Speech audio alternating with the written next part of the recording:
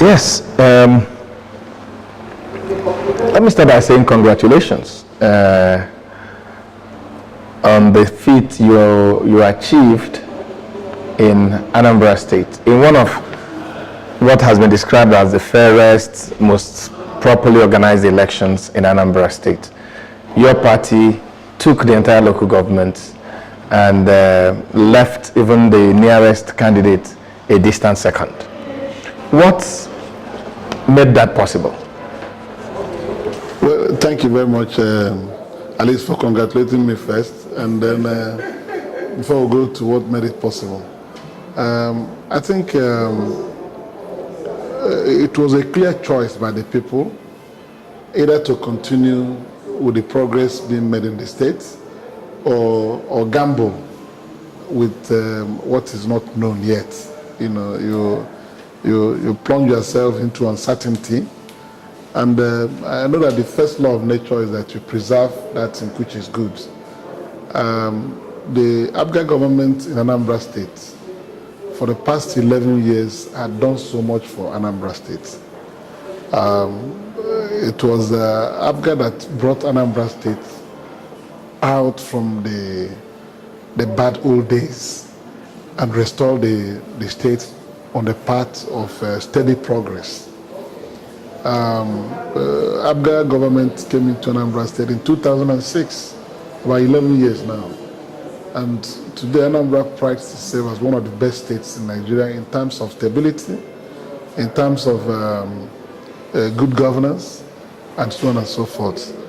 But putting it in context with the current or the last gubernatorial election, I'll tell you that the incumbent governor, His Excellency Chiwuli Obiano, had actually raised the bar since he came in. You know, he's been in office for about 3 years and 7 months, and within the 3 years and 7 months, he led a revolution in governance.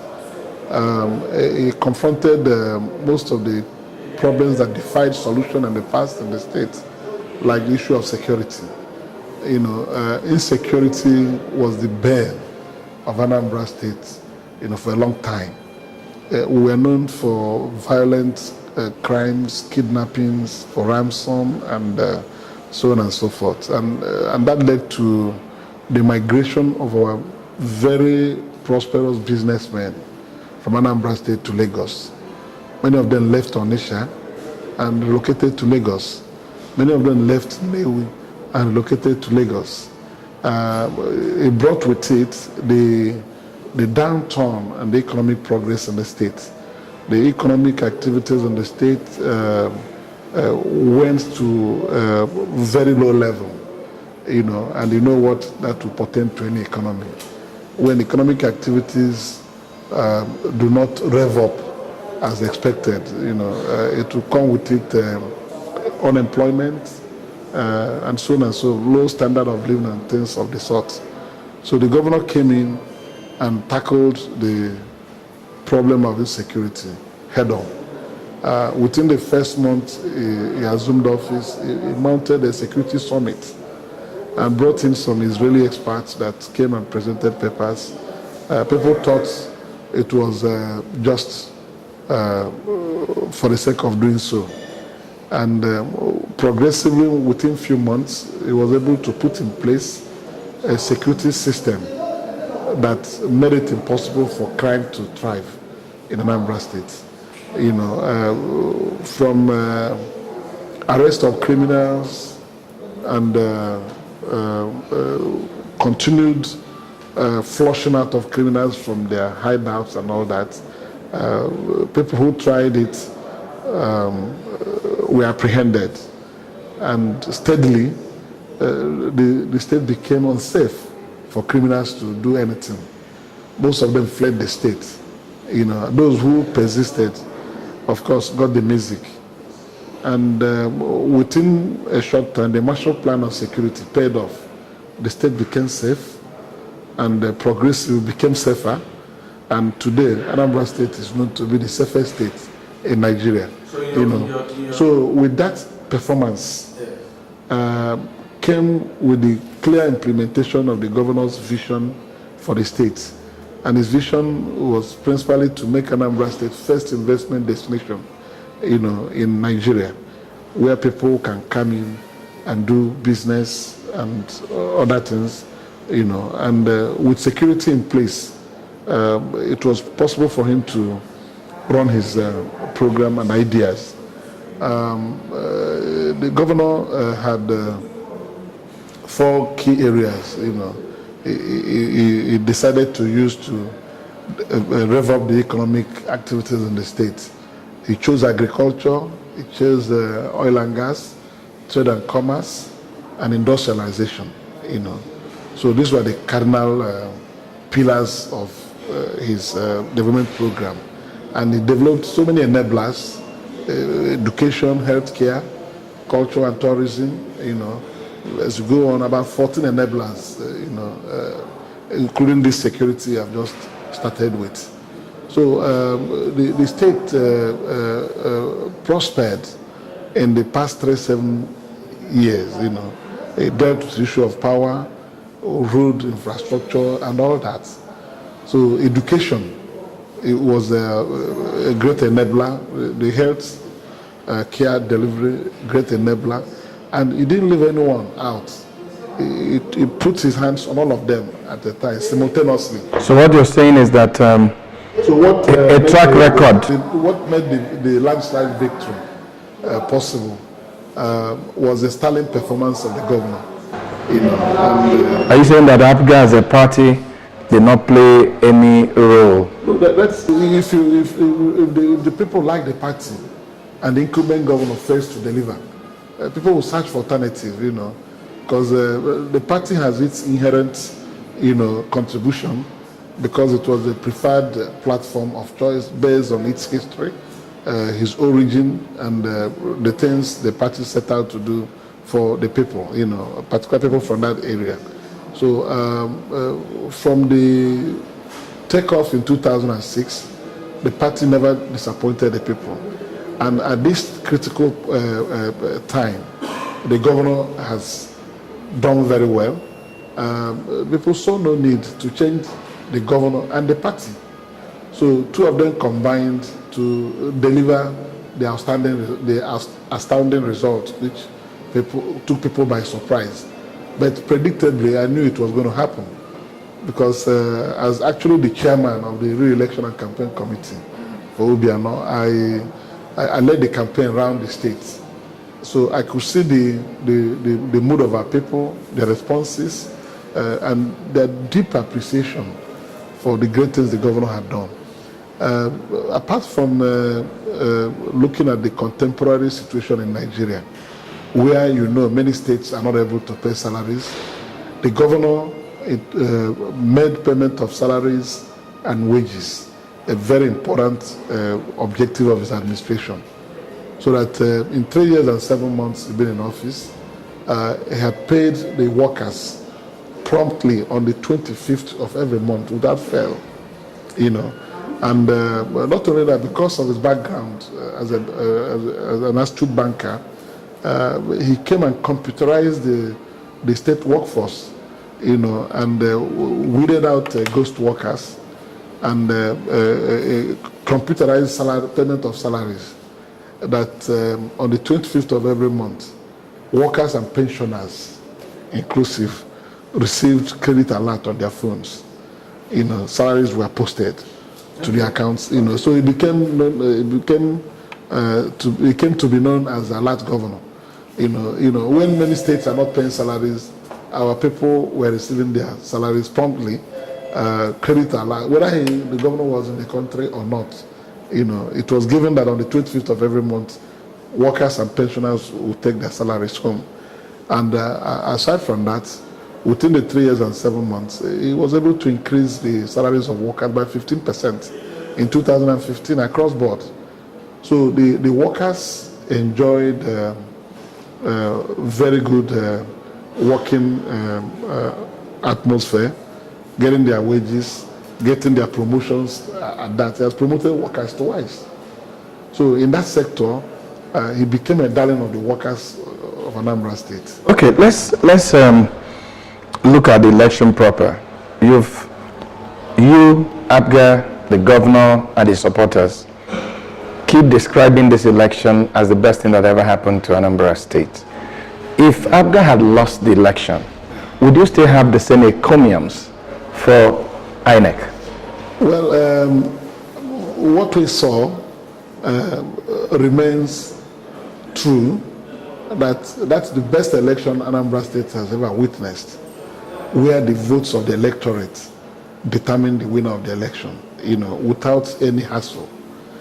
In the past, Anambra State had been known for electoral brigandage, fraudulent manipulation of election results, and so on and so forth.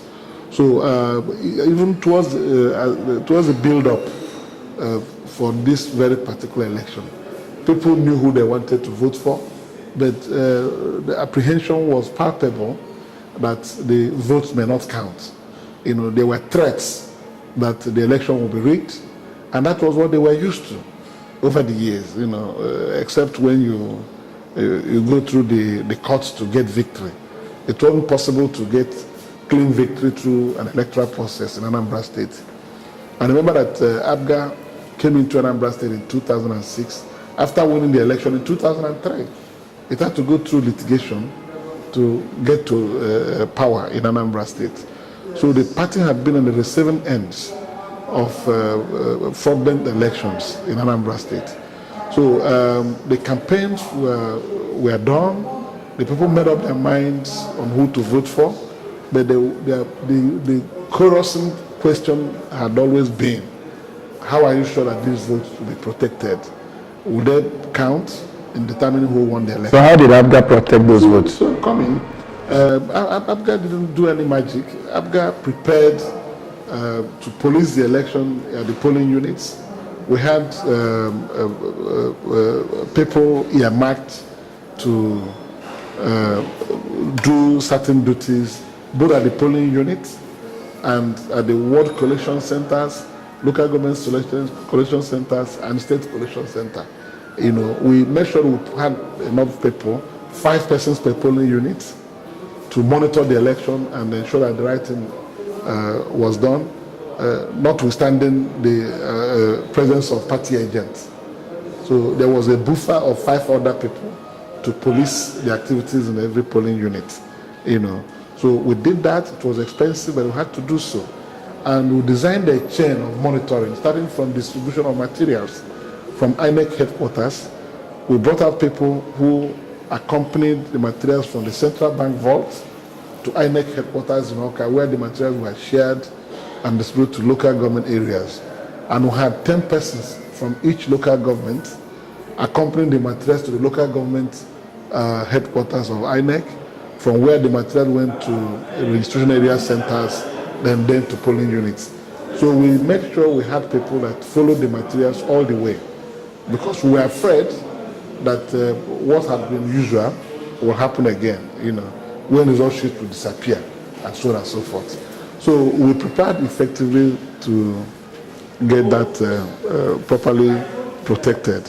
And in the end, not just because we prepared, what made it possible was the determination by the Independent National Electoral Commission to deliver a credible poll, and the position of Mr. President Muhammad Buhari that he wouldn't want the election rigged.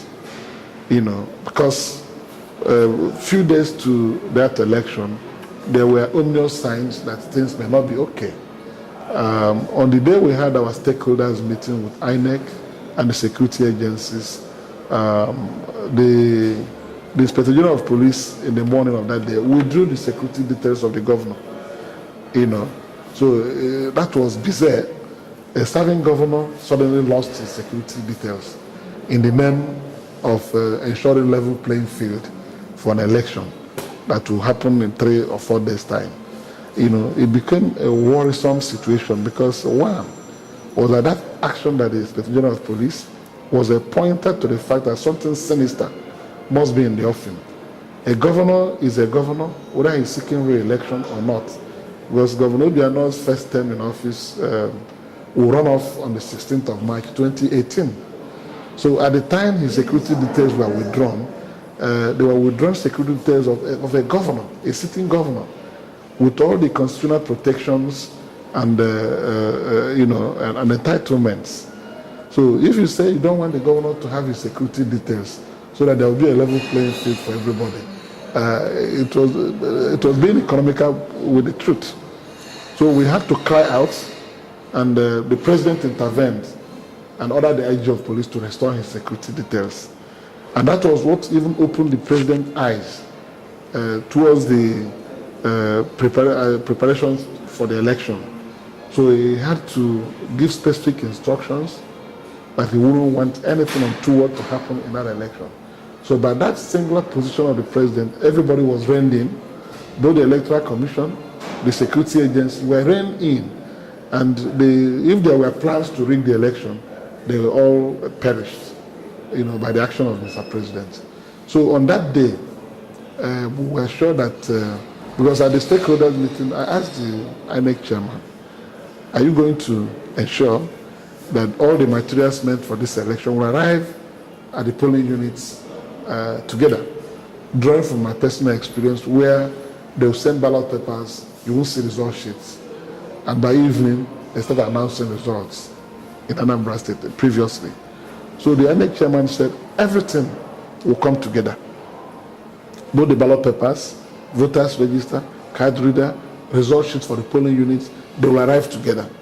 And the ward collection result sheets will also come together. They've all been tagged. So we gave that assurance there and we took it home. So when the election came, apart from all the materials arrived at the same time at the polling units, apart from few card readers that did not function due to either inexperience of the youth corpers that worked as presiding officers, some of them could not operate the card reader. Where there were challenges, the simple solution later was found to be switching off the card reader and switching it on again, and the signal will come. So they were fiddling with it in some polling units, not knowing that what they simply needed to do was to switch off and switch on the card reader, and signal will come to it. So in some places, accreditation of voting did not start on time, but they were very minimal, less than 5% occurrence across the state. Like in my own ward, one card reader didn't work until about 12 noon, when the technician came and reconfigured it and started working. And before 1 p.m., well, the process was when you get accredited, you vote immediately, simultaneously. Within 1 hour, people who were supposed to vote in that polling unit, exhausted, they were finished. So the election turned out very credible because the police, having been put on alert by the president, if there was any plan to do anything sinister, it got neutralized. They were there just to protect the election. And because of that, Anambra State witnessed, like I said, not only the best election ever, I hold that election to be the best even in Nigeria. Because everything was, people couldn't believe it. Everything worked out fine, and the votes counted. We still have this accusation coming especially to your party, APGA, that there was a lot of vote buying, even at the polling stations. And now you told us that you had 5 people in every polling unit. To ensure that nothing untoward happened. What was needed was one. No, party agents. One party agent. Party agent. 5 people are actually members from that polling unit, people who vote at that polling unit. We make sure that people were deployed and given specific tasks were people who registered in those polling units. So there's no law that when you vote, you go away. They were there with everybody. Did APGA buy votes? That's why I first of all retorted by laughing. When somebody loses an election, he starts looking for excuses. Let me tell you, APGA has not been known for electoral fraud in its entire history. I was chairman for 10 years, and I can tell you that we were always in the receiving end of bullying, by those who held sway in Nigeria then. But in this election, the results were clear from the day we flagged off our campaign. On the 2nd of October, we flagged off our campaign at Dr. Lex Ekwueme Square, and it was televised live on Channels Television.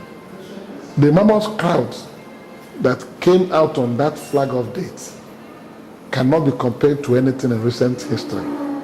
The place was filled to the brim, and people who could not come in were littered in the streets. People who were outside the arena were more than those at the arena. I was the chairman of the campaign committee, and I planned it.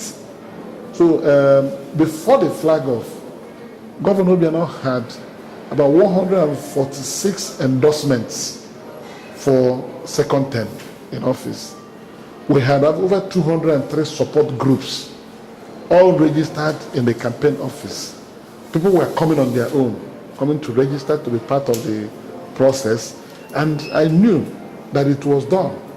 So on that flag-off date, 2nd of October 2017, the country was dumbfounded by the sea of heads they saw in that arena. You know, that was a sign that it's not going to be an easy ride for the challengers. Because as an incumbent governor, the other parties were challenging ABGA and the incumbent. So, and if you looked at people who turned out in that flag-off, almost all the major stakeholders of the state, traditional rulers, town union president generals and women leaders, and so on and so forth. Various opinion institutional leaders were there.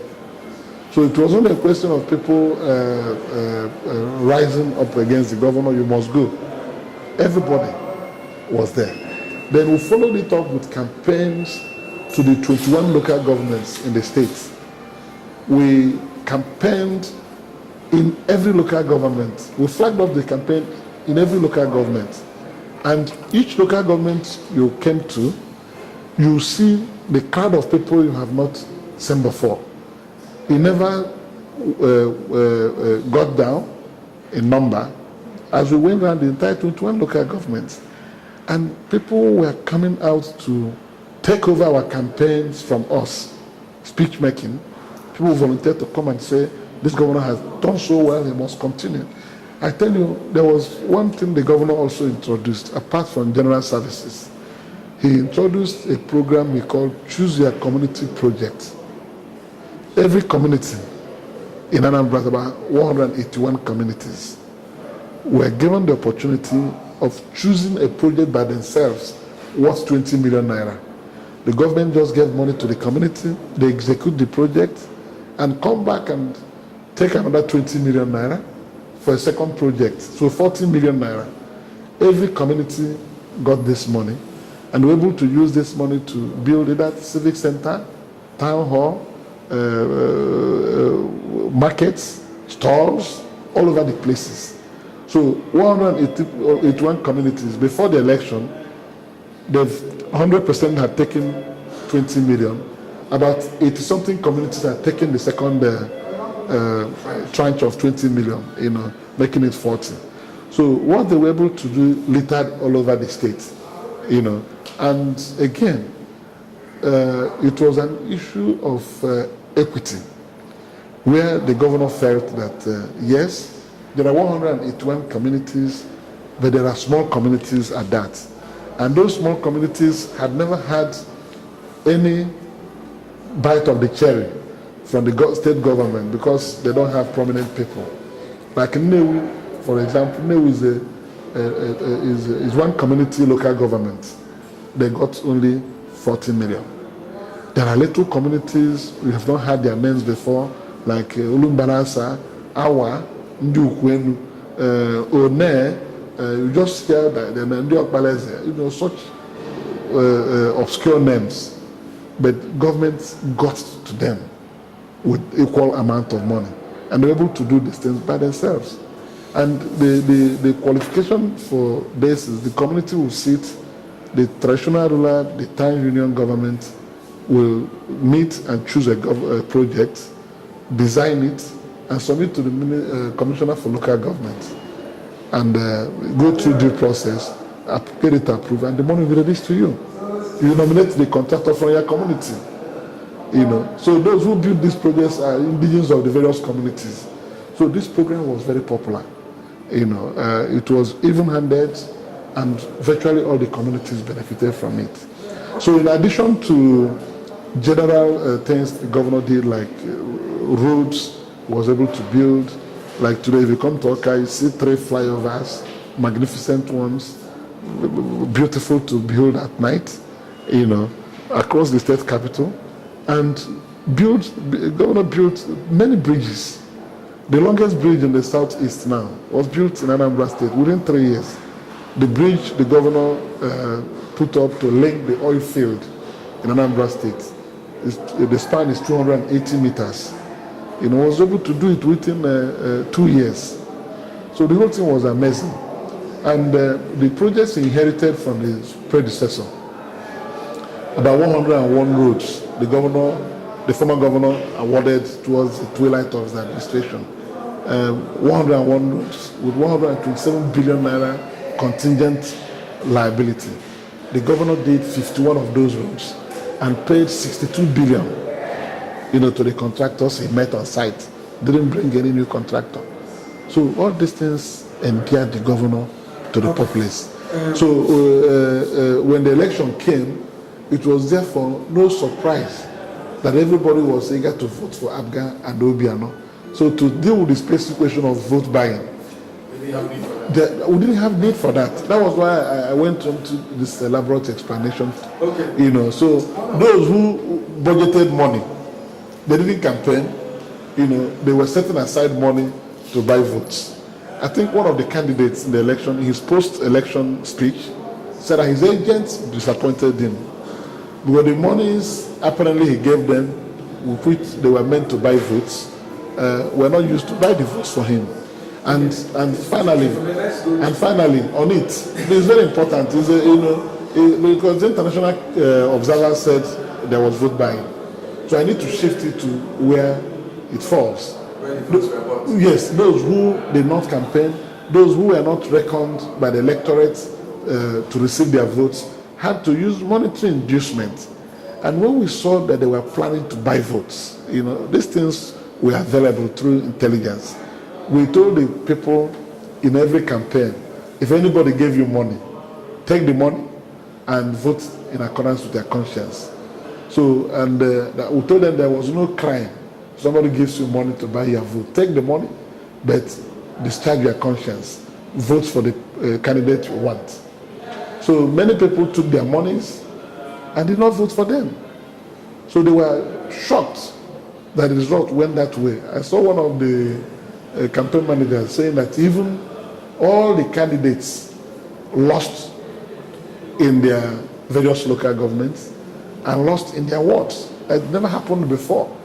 It was so shocking to them that our people could take such decisions by themselves, collect their money and vote against you. Okay, Chief, let's go to this lingering senatorial battle that you've been engaged in.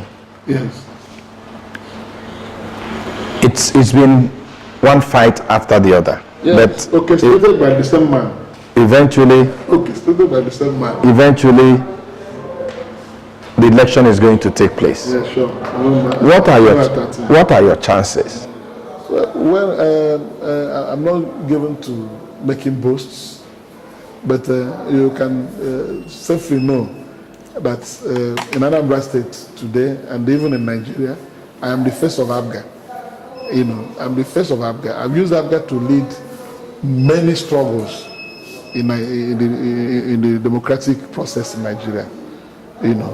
So the last demonstration of what I stand for all the time, resilient pursuit of justice, played out in this Anambra Central Senatorial election you're talking about. I won the election with 6,000 votes. PDP wrote the result, and they declared 101,000 Fuche Ikuliva and returned her as the winner. And at the tribunal, they came back to admit that they got 93,000, not 101 again. And my own is now 86,000 instead of 77,000 they declared for me. I didn't stop there.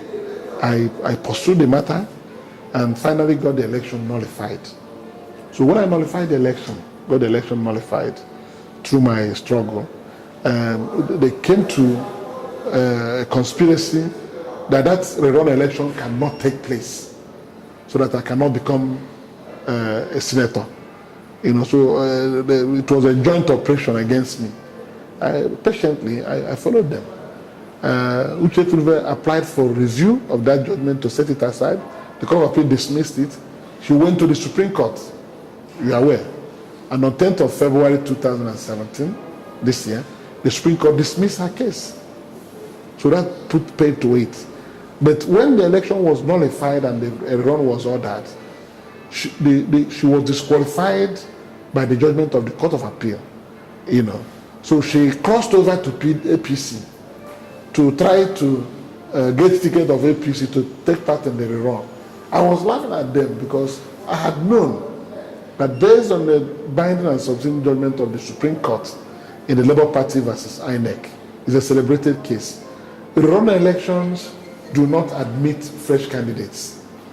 So both APC fell into that error, tried to organize a primary to nominate Sharon Ikazo as his flag bearer in the rerun election, following the withdrawal of Dr. Chris Ngige, who was their candidate. Of course, INEC said no to all that. Then Peter Obi now came out, and Amadou Sherif sent his name to INEC as the candidate of the PDP, following the cross-carpeting of Uche Ekwunife to APC. And Peter Obi is now their candidate for the rerun election. Still an aberration in law, INEC rejected it, and when they put notice of the poll, fixed it for 5th of March, Peter Obi went to court using the name of PDP to obtain a very terrible court order in flagrant disobedience to the subsisting and binding decision of the Supreme Court in Labour Party versus INEC that no new candidate will take part in the rerun election. The judge made an order that PDP must take part in the election and slammed an injunction against INEC not to conduct the rerun without due participation of PDP and its candidates. That started another chain of appeals. INEC, aware that the judgment was bizarre, appealed against it. I applied for leave to appeal against it because the judge refused me from joining the matter at the High Court. The Court of Appeal granted me leave. So these two appeals would have been finished within 5 months. INEC, PDP resorted to delay tactics. They challenged the record of appeal frivolously. On 22nd of July 2016, the Court of Appeal dismissed their challenge of record of appeal. They went to the Supreme Court on interlocutory appeal and stalled the hearing of the appeal. It was this ding-dong business which they carried on till 11th of May this year, when the Supreme Court ordered them back to the Court of Appeal for the matter to be heard expeditiously. And on 18th of October, the appeal was heard. They threw in all kinds of spanners in the wheel of hearing that appeal, bringing frivolous joinder applications unknown to law. Even your friend Chekwa Sokore was also brought in with his UPP to seek joinder. In the Court of Appeal, there's nothing like joinder. What you do is to seek leave to appeal against a judgment we are not part of in the High Court. But we didn't oppose them so that we don't waste time. And knowing that they have nothing to present, because UPP was in the election, they had nothing to worry about, but they was brought in to mess up the case. So finally, the judgment was delivered on 20th of November. Okay, and the whole thing was restored to the law, paving the way for the election to now take place. Yes, with the election now fixed for a specific date, tell me about your chances. You've taken me through your struggle. What are your chances at the polls? Well, very bright. We've just come out of a governorship election, which I led the campaign for the party, and we won in the entire 21 local governments. If you take some time off and go through the online activities, you'll see what is actually happening. The entire senatorial district are very angry for the delay in the conduct of this election. Not just that, there are people who are convinced that I will represent them well. So we've just come out of a governorship election which was one landslide, and the forthcoming election, I will tell you, I have every chance to win it. Reason being that I campaigned on issues very important to my people ahead of the 2015 general elections, and that was why I swept the poll, and they decided to rig it, before I went to the tribunal. So more than ever before, I can tell you safely, because I'm the candidate involved, and I know how people reach out to me, traditional rulers, town union presidents, and all that. They are waiting for that date. Even the youths, they've seen in me, from what I read and they tell me, the red doggedness in spirit and the resilience to ensure that justice is done at all times. So, and like I told you, I'll just have to refresh the issues I took up in the campaigns. And by the time the election comes, you'll see that they're eagerly waiting for that date to send the person they want to go to the Senate to speak for them. I can't make any boast of it, but I'll tell you that if that election takes place on 13th, wherever you are, you'll hear the result that I have won it and Abga has won it.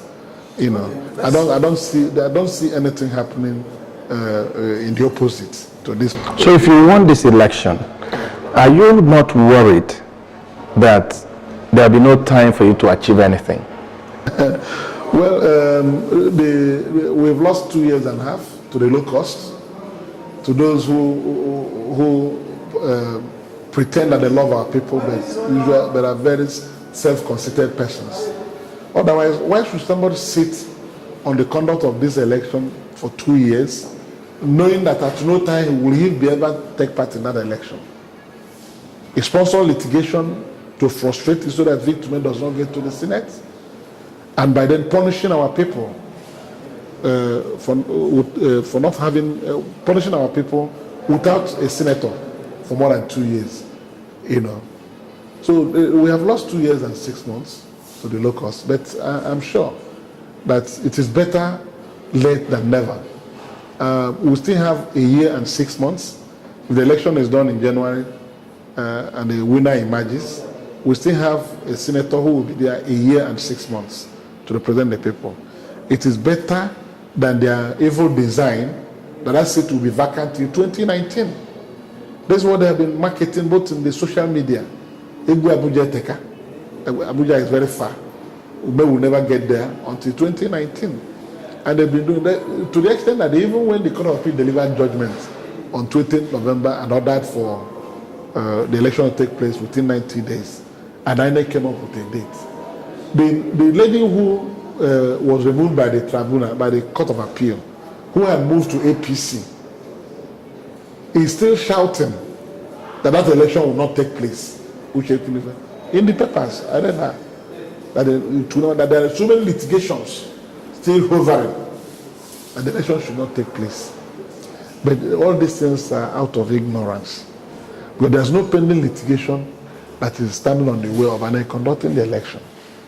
Those litigations, some of them have been subsumed in the judgment delivered by the Court of Appeal. In one case she sponsored, it said 90 days had elapsed.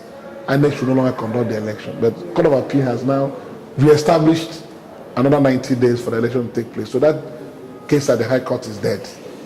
So when we get there, whether me or any other person who goes ahead to win the election, we have 1 year and 6 months to represent the people than nobody being there for 4 years. Yes. So, and for me, my greater pain, I answered this question this morning on Politics Nationwide on Radio Nigeria. What do I think about the monies I have lost and the allowances I would have earned, assuming I won the election earlier on? I said what I would be paid is nothing important to me compared to the loss of representation by my people for 2 years. And I know that if, assuming I win the election, that a year and 6 months, we'll just watch and see what I'll be able to do. Time has been lost, quite all right, but within a year and 6 months, Anambra Central Senatorial District will know that I have a senator.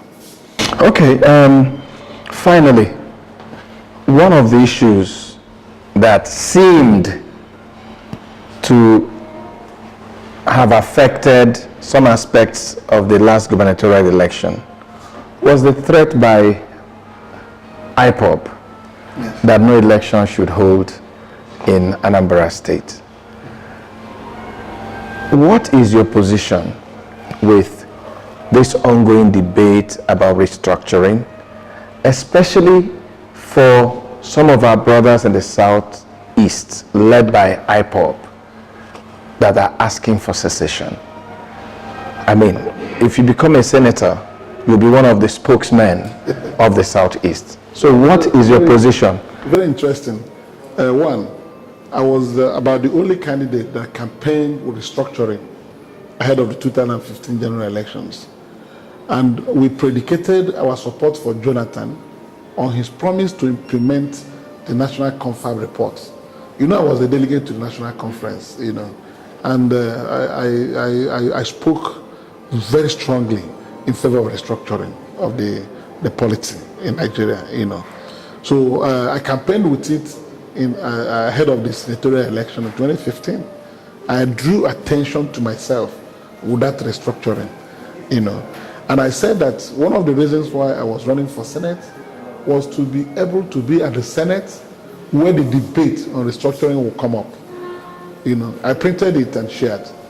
So I stand in support of restructuring of the polity in Nigeria. You know, people get off track when they think that restructuring of Nigeria means disintegration of Nigeria. That's not the meaning. You know, restructuring will rather make Nigeria a more united country, you know, where the component parts of the federation will have confidence in the union. At the National Confab, I was able to raise the issue of marginalization of the Southeasterners in the political structure being operated in Nigeria. We have 36 states in Nigeria. We have 6 zones, though not constitutional zones, but in practice is in use now. The Southeast zone has 5 states and 95 local governments. The South-South has 6 states and 123 local governments. The Southwest has 6 states and 137 local governments. Up north is worse. The Northwest has 7 states and almost 150 local governments, you know. And this is a country where you share money, revenue, federal revenue, on the basis of local government and states. This is a country where you recruit people into the armed forces and federal agencies through the federal character system on the basis of local government and states, you know. So at all considerations, our people remain on the short end of the stick. We will have the least revenue accruing to us because we have the least local government, we have the least states. Then when you want to put people in the police, the army, navy, air force, immigration, civil defense, all those things, you pick people from states and local governments. So I felt that the people of the Southeast, near the Igbo people, have been so badly treated since the war ended. And we demanded at National Conference, I was one of the first people to speak when we were debating political restructuring and fiscal federalism. I was one that first said that the Southeast people are entitled to 1 additional state, let it be 6. Then for local government, that we ought to create 150 additional local government to make local government in the South up to 150, going by the indices used for local government creation, density of population, and other considerations, you know. So I said 95 is very paltry compared to the number of local governments in the other zones. You know, in the end of the conference accepted that one additional state will be created in the southeast. In the first instance, then that is A. B, that state will be created again on the basis of equality across the zones. So we were able to achieve equality of states. 5, bringing Southeast to 6. If that report is implemented, then if you want to create additional states across the zones, it will be on equality basis. So these things put together were the things I championed both at the national conference and in my campaign to go to the Senate. You know, you can see that the debate for restructuring had come up at the Senate, and I wasn't there. You know, restructuring has taken over Nigeria right now. It is the fever in Nigeria all over. The southern senators met in Calabar last weekend and demanded for restructuring of Nigeria. So I stand for it because it is the way to remove imbalances and the inequity in our national life, and that will strengthen the Nigerian Union. Any way means secession for the. It doesn't mean if you were saying that you balance things, make people have confidence in the structure in place. The structure is in Nigeria. Nobody is going out of Nigeria. That's what I'm saying, that there's a misconception that restructuring means disintegration of Nigeria. That is terrible. It's a wicked propaganda being unleashed by those who enjoy the status quo. IPOB says it's secession for them. No, IPOB is not part of this discussion. IPOB said, no way, we don't want to be part of Nigeria again. Yes, that's what they said. They don't want to be part of Nigeria again. And I was one of the people who said that IPOB should be treated with care. You know, these are people who are protesting marginalization of their people. In other words, they've lost faith in Nigeria as a country because they don't have equal citizenship rights in Nigeria, and they want to go a separate way. The only way to solve the problem is to engage them in a dialogue and look at the issues of their raising, you know, and that's what the restructuring will address, you know. So if you do that, there will be no need for a separatist state called Biafra. That's my position. And in the last election, because you brought it in your question, I was the only person who campaigned both on radio and publicly. And I asked the IPOB members to take part in the election and vote for any candidate of their choice. Because they have seen it that the agitation, because what they are leading is an agitation for a separate state of Biafra. I was able to tell them that in the present day Nigeria, it is difficult to use force to achieve anything. And when the noise came up very strongly, they unleashed the soldiers on them. That's why their leader is in hiding. Nnamdi Kanu is in hiding now. You know, he has also jumped bail. You know, so that shows you the force with which government of Nigeria can repel such agitation. So the only thing that is left for the Southeasterners now is a political action that will unite the people, and their voice will return, you know, in Nigeria. If they will continue to go separate ways, it will not be possible. So I told them to be part, because first of all, they are living in Nigeria. If you say you are now a Biafran, Biafran is not a republic. You are living in Biafra that is presently in Nigeria. So we have to use intelligence and good thoughts to fight for what we think we deserve. So I asked them, no, come and vote. Don't boycott the election, because they called for boycott of election. And not only that, I told people not to listen to the boycott call, I also enjoined IPOB members to vote in the election. It's only affirmative political action that the Igbos can now use to come back to reckoning. Okay. If you use force, you will get Operation Python dance. All kinds of dances will come. After Python dance, they may do crocodile dance. and all that. So instead of endangering the lives of the youths, they will better be reoriented to a course of action that will be productive. Because I say that it's only in a democratic participation that you will be a free citizen, as it is in Nigeria. I told them very robustly during the campaigns that if you come to the day of election and you vote for any party of your choice, even if you show it to the soldiers, they will not do anything to you. It is a civic right to vote for where you want to vote. But once you say you don't believe in this again, you don't want this, they will just carry you and give you more to drink. Okay, So- Chief Ume, I must thank you for your time and for your thoughts, and wish you the best of luck in the coming. We'll see you after the election. So let them allow the election to take place. I want everybody to take part, minus the PDP. The law does not permit the PDP because they were the reason for the nullification of the election, and they cannot benefit from their own wrong. That was the reason in the judgment. So APC, I'm ready.